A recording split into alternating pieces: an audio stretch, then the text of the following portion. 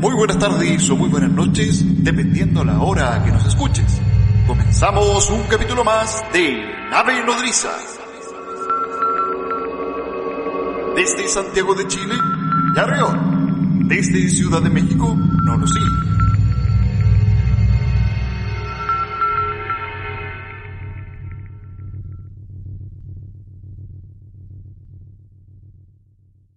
Muy buenas tardes o muy buenas noches. Nuevamente, Nave Nodriza se viste de etiqueta. En esta ocasión para presentar al abogado y magíster en sociología y autor de 4 textos dedicados a la temática OVNI. De estos textos podemos encontrar los libros Pasaporte a OVNIlandia, Érase una vez en OVNIlandia, tomo 1, La gran invasión marciana, Érase una vez en OVNIlandia, tomo 2, Amagonia sin pasaporte y Érase una vez a OVNIlandia, tomo 3, El gran enigma de la imaginación ufológica. Actualmente se encuentra trabajando en el 4º tomo de esta colección.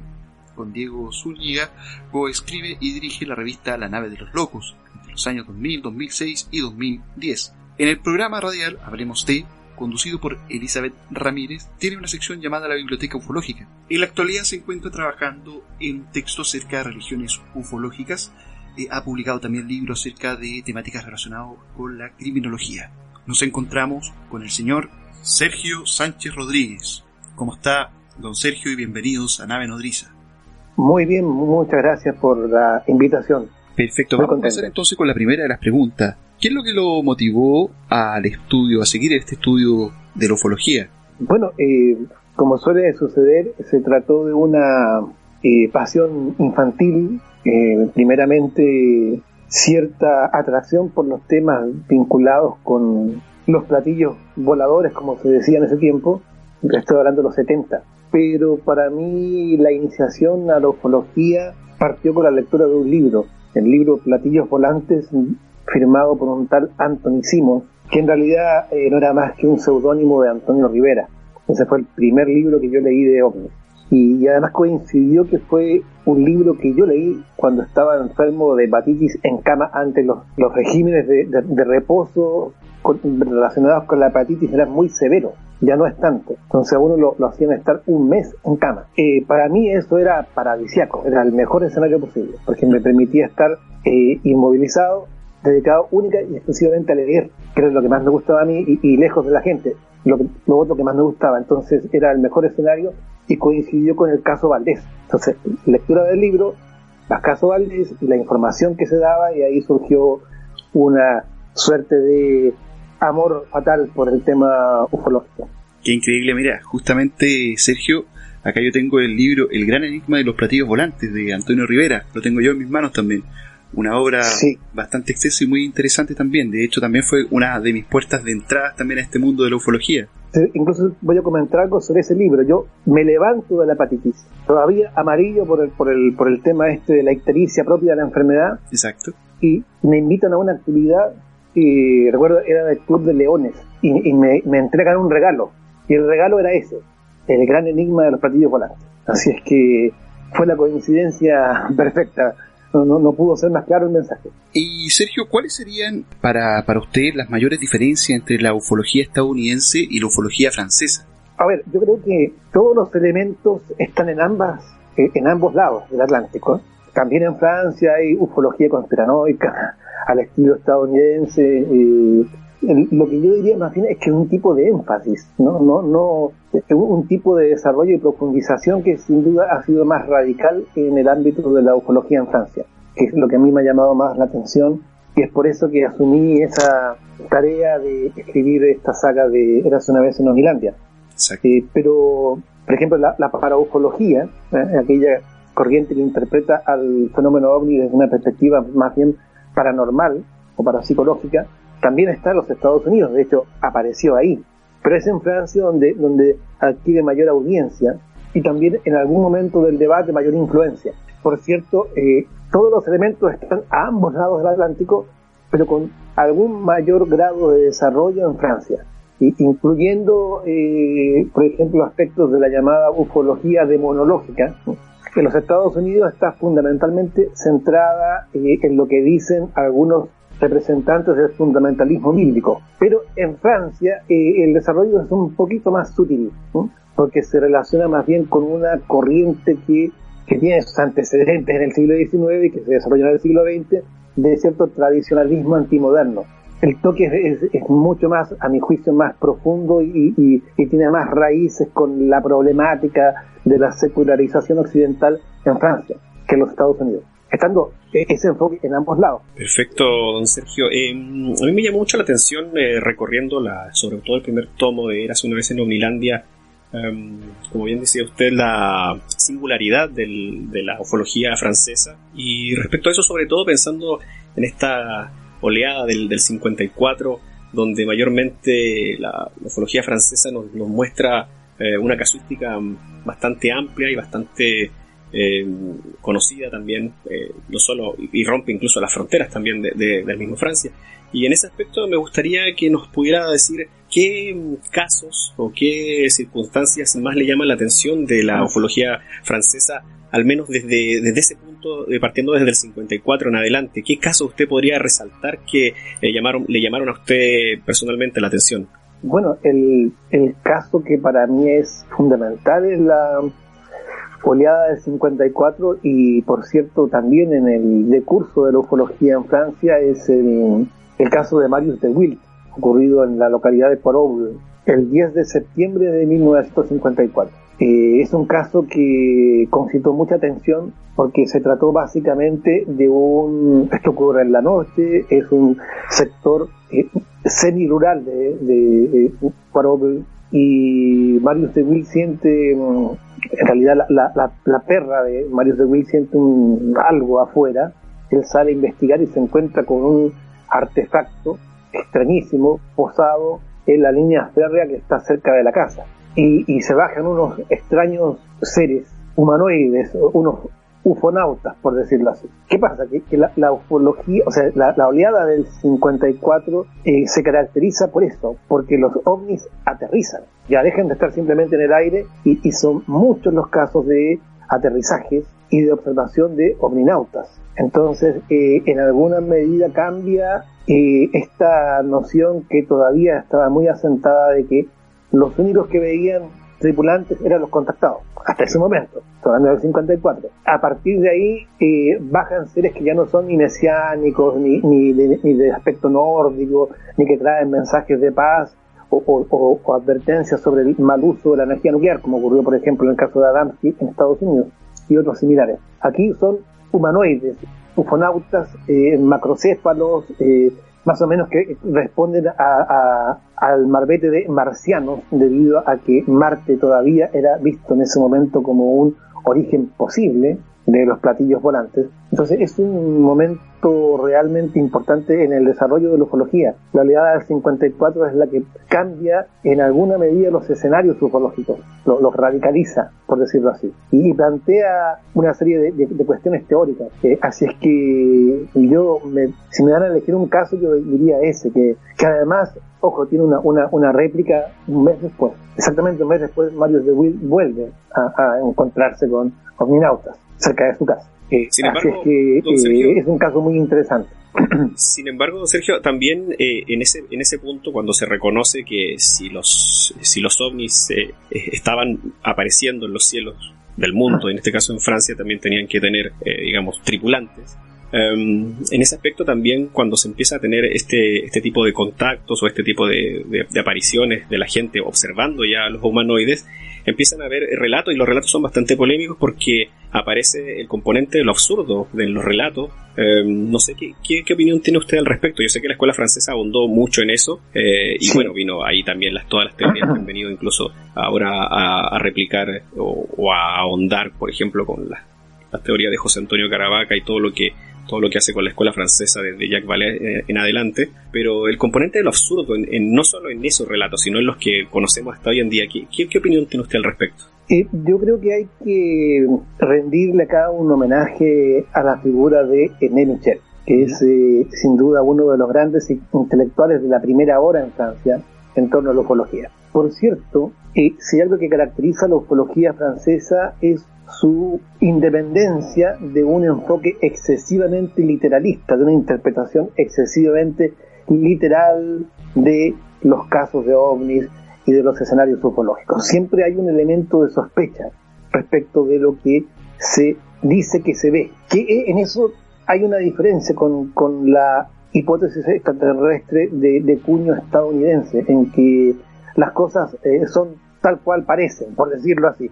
En Francia existe ese elemento de sospecha precisamente y sin duda influido por la aliada del 54, de que existe un elemento que es evidentemente antropomórfico en los seres, una especie de dirigismo del fenómeno, una intencionalidad que es extraña, y eso llama la atención de los espíritus más lúcidos de la época y comienzan a sospechar de que en realidad el tema OVNI es mucho más complejo de lo que aparece. Me refiero a naves tripuladas que tienen un plan de exploración de la Tierra inteligente y que de vez en cuando aterrizan y se bajan sus ocupantes. Eso fue objeto de desconfianza porque, por cierto, había un elemento de absurdidad en los relatos y en el comportamiento de los ovninautas. No es que eso fuera del todo ajeno a la ufología estadounidense, porque en los 70 hay una paraufología importante en Estados Unidos, pero cala muy poco en la conciencia ufológica general. En cambio, en Francia obtiene una mayor audiencia, y sobre todo porque determinadas figuras de la ufología clásica plantean que la cuestión del absurdo es un elemento central a resolver. No se trata simplemente de una característica episódica, superficial, no, ahí hay un núcleo, un enorme desafío para aquellos que desean pensar el fenómeno en su globalidad. Entonces creo que el componente absurdo, y en eso sin duda Michel tuvo un papel fundamental, fue una de las claves en el desarrollo de la ufología teórica en Francia. De eso no tengo la menor duda. Así que agradezco la pregunta porque efectivamente es a partir de ahí que se desarrolla eso que me tomé la libertad de llamar en el tomo 1 la singularidad francesa. Sergio, y en cuanto a la figura de Jacques Vallée, ¿cuál es la importancia que tú asumes, digamos, de esta figura de este ufólogo francés? Sí, Jacques Vallée es un personaje bien curioso porque, bueno, él es multifacético, es alguien que reúne en su persona una serie de condiciones, desde escritor de ciencia ficción hasta científico, en el sentido de que por una parte es astrofísico y por otro lado también es un científico informático. Incluso no es un informático cualquiera, es alguien que estuvo metido en el proyecto ARPANET, que fue el antecedente de Internet. De hecho, él es una suerte de teórico del Internet, no es alguien difícil de reducir en fórmulas simples. Y además de todo eso, y para más INRI, es ufólogo. Entonces, para complicar más la cosa.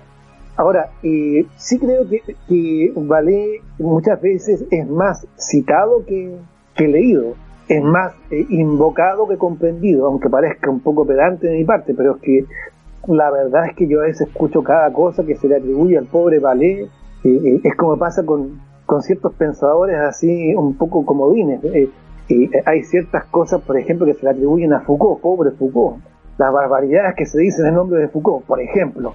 Sí. Entonces, el tema es que Jacques Vallée, volviendo a la pregunta, lo ubico por una parte en la fundación del enfoque paraufológico, con el libro seminal de 1969, Pasaporte a Magonia. Eso es un dato inexcusable, ese hay que tomarlo en cuenta. Y por cierto, pese a que en el momento en que se publica Pasaporte a Magonia, Jacques Vallée está viviendo en Estados Unidos, siguió siendo un ufólogo europeo desde el punto de vista teórico.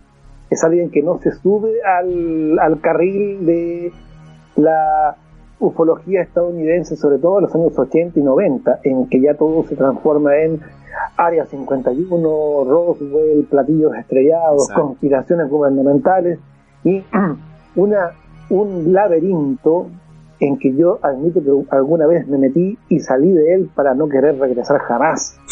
Así es que lo cierto es que Vallée es una figura en ese sentido disonante en la ufología estadounidense que está metido, pero él para mí nunca dejó de ser un ufólogo francés. Pero, metido en Silicon Valley, pero un ufólogo francés. Sergio, estaba pensando, ¿cuál es el rol que crees tener tú, digamos, dentro de la ufología? Ahora ya centrándome en nuestra área como más en Chile, ¿cuál es crees tú sería tu rol dentro de todo esto de la arquitectura ufológica chilena? Yo en realidad lo que pretendo hacer es simplemente un poco de historia de la ufología. Yo antes participaba mucho más en disputas académicas, en polémicas, no disputas académicas, perdón, en polémicas, digamos. Y ya no estoy en esa posición. En realidad yo ahora simplemente observo, soy un observador de lo que sucede.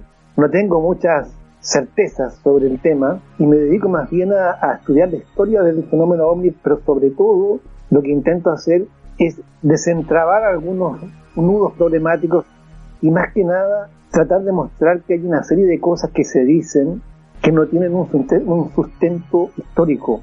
Creo que es fundamental que la ufología y sus temas, sus hipótesis y sus controversias sean vistas desde un punto de vista histórico, para no creer que este asunto es como lo concebimos hoy.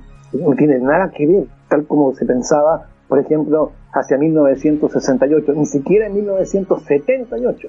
Es otra cosa completamente distinta. Entonces, yo precisamente conversaba con unos amigos hace un par de días que me produce un poco de risa y un poco de rabia también, en cierta cólera moderada, por supuesto, cuando empiezan, cuando se acerca ahora se viene, se acerca nuevamente, se acerca. 24 de junio de 1947, el legítimo aniversario de la ufología, ¿cierto? La observación de Kenneth Arnold. Pero hay algunos majaderos que comienzan ahí con el tema de no, pero es que debiese ser Roswell, el 2 de julio, por favor. Por favor. Eso es no comprender cómo se construyó la historia de la ufología. Ciertamente lo que cayó ahí, en el rancho aquel de Nuevo México, el 2 de julio del 47, se convirtió en un objeto ufológico de primera magnitud mucho después, 30 años después. Solamente a finales de los 70 es cuando esa noticia, que era una nota al pie de página, como un rumor más o menos extravagante según el autor, esa nota al pie de página se transforma en el tema fundamental de la ufología. Entonces cuando empiezan a decir la influencia, la importancia del caso Roswell de los 50, ninguna, cero. Entonces, ese es un ejemplo un poco extremo, pero hay muchas otras cosas que uno podría decir respecto del desarrollo del pensamiento ufológico o de los temas que se aprecian bastante mejor cuando se tiene en cuenta la perspectiva histórica y se entiende que no todas las cosas son como hoy día entendemos que son. Y respecto justo a esa pregunta que te hacía aquí mi compañero Yerriote, Sergio, sé que es a veces como difícil inclinarse por las tantas hipótesis que conocemos y que van abordando el tema ufológico, pero ¿tú te considerarías estar más del lado de la hipótesis psicosocial o paraufológica en este caso, dado tu estudio sobre todo acabado de la ufología francesa y tan separado de la hipótesis extraterrestre o roswelliana, como bien la llamas tú, venida de Estados Unidos? Claro, voy a hacer una pequeña referencia autobiográfica. Y yo me inicié en el tema OVNI en 1977 y duré exactamente un año en una adhesión irrestricta a la hipótesis extraterrestre, tal como por ejemplo se expone por Antonio Rivera en su libro El Gran Enigma. Hasta que en 1978 leí Pasaporte Magonia y eso dio voz a una serie de sospechas que yo tenía y que no me calzaban y esto no cuela. Por ejemplo, era el aspecto antropomórfico de los ovninautas, que nunca me convenció, debido a que entendía que por más que se negara, la influencia de la ciencia ficción era notoria, y sobre todo porque esos humanoides tendrían que haber evolucionado en la Tierra, pero la paraufología se transformó en mi manera natural de acercarme al tema OVNI durante mucho tiempo, hasta que entré en contacto después con la hipótesis psicosocial.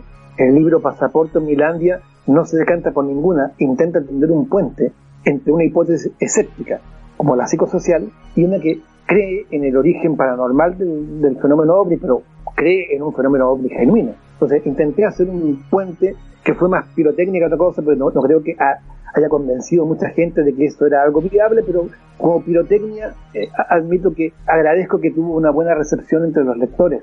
Entonces después descubrí que lo que yo más bien debía hacer, más que teorizar, era un poco entretener, si se me permite, con las teorías.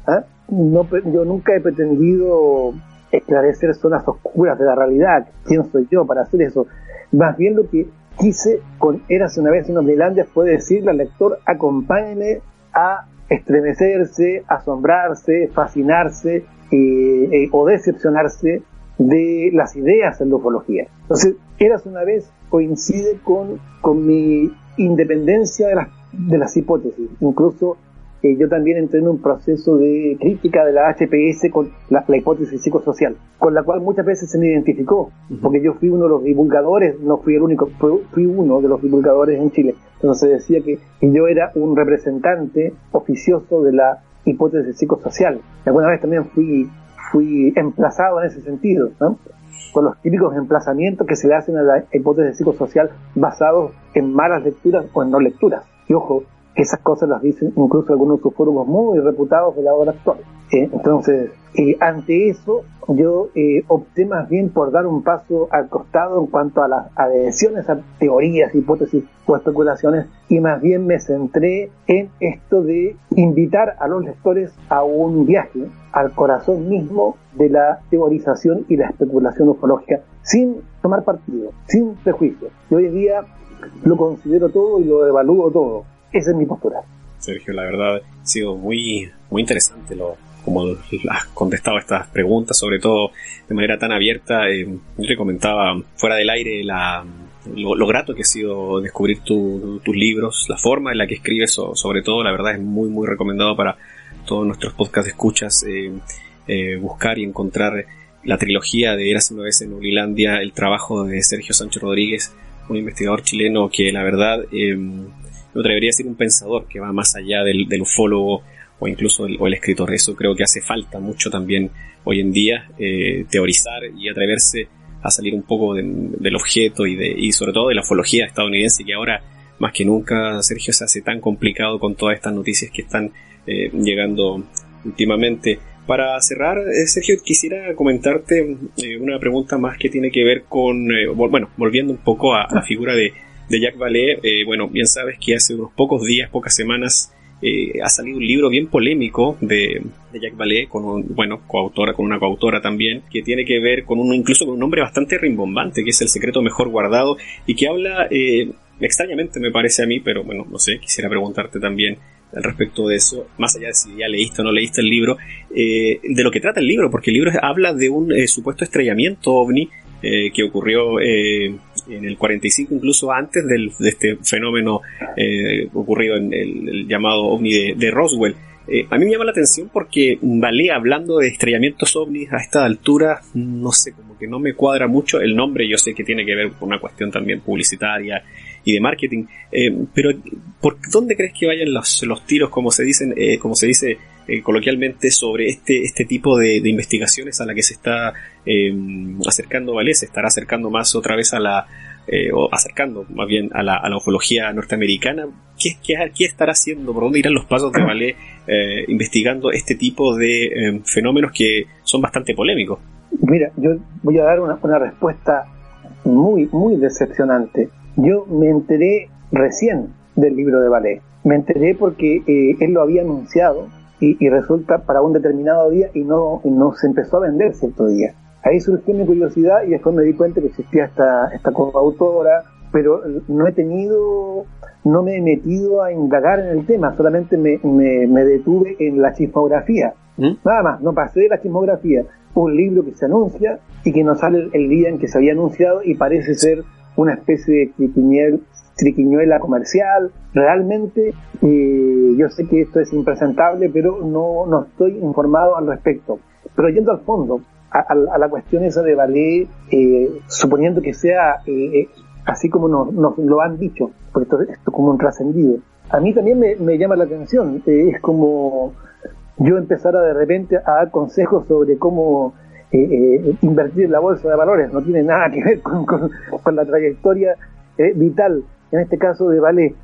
Puede ser que se trate de una forma de acercarse a un determinado periodo de la historia de la ufología estadounidense, pero la verdad no estoy informado. Sí puedo decirte algo, que creo que cuando yo me refiero a cierto desafecto que tengo por los avatares de la ufología estadounidense y sus pasiones, no significa que no me interese por los acontecimientos que jalonaron su historia. Ojo, yo considero que ese periodo que va del 47 al 52 es apasionante.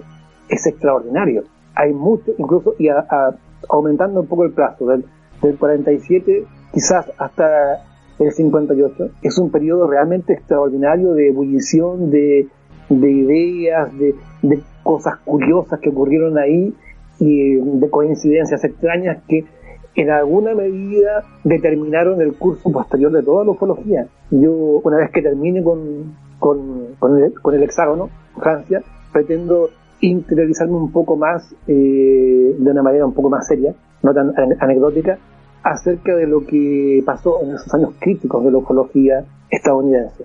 Perfecto, Sergio.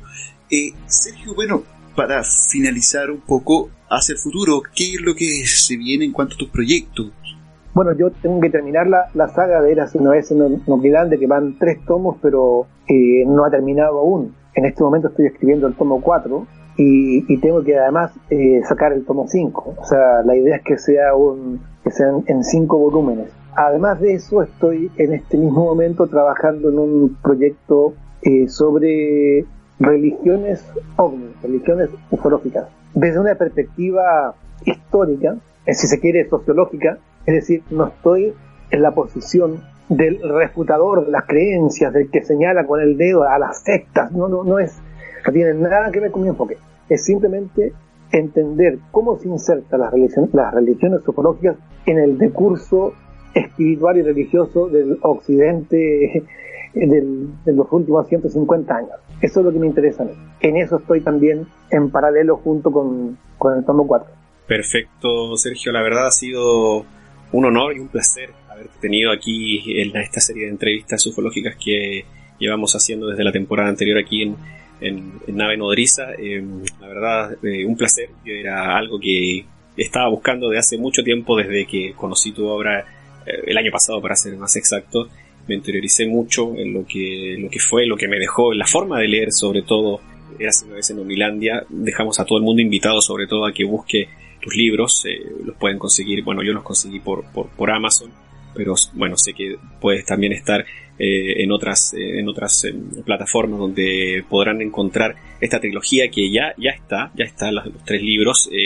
Estaremos muy atentos esperando a que salga el 4º y 5º. Esto que nos acabas de comentar, la verdad nos alegra mucho, porque de verdad que, insisto, hace falta investigaciones de gente que sale del mismo círculo, ¿no? de estar prácticamente dando círculos y llegando al mismo punto, y se interiorice sobre todo en otras ideas, en otras hipótesis que la verdad a mí me han dejado muy buen sabor de boca. Así que la verdad, Sergio, ha sido un placer tenerte acá en el programa. Esperamos que no sea la última oportunidad de tenerte más adelante, cuando saques tu 4º y 5º tomo, también volver a tenerte acá y nos narres también de propia boca de qué va a ir esa 4ª y 5ª serie de Érase una vez en Omnilandia, con todos los datos y creo que la información más completa de un ufólogo o investigador chileno que yo he encontrado respecto a las escuelas francesas, sobre todo, que hoy por hoy, para mí, déjame decirte, Sergio, gracias a tu trabajo, creo que estoy más posicionado en ese lado de la ufología que nunca, y ha sido una puerta muy interesante que has abierto. Así que, bueno, no solo a mí, yo creo que a mucha gente. Así que muchas gracias por haber estado aquí con nosotros en este episodio. No, muchas gracias a ustedes, encantado de haber participado, y cuando gusten estaré a disposición de ustedes. Así que gracias. Perfecto, Sergio. Un saludo de la Nave Nodriza de parte de Yarriete Nolosi. Que estés muy bien.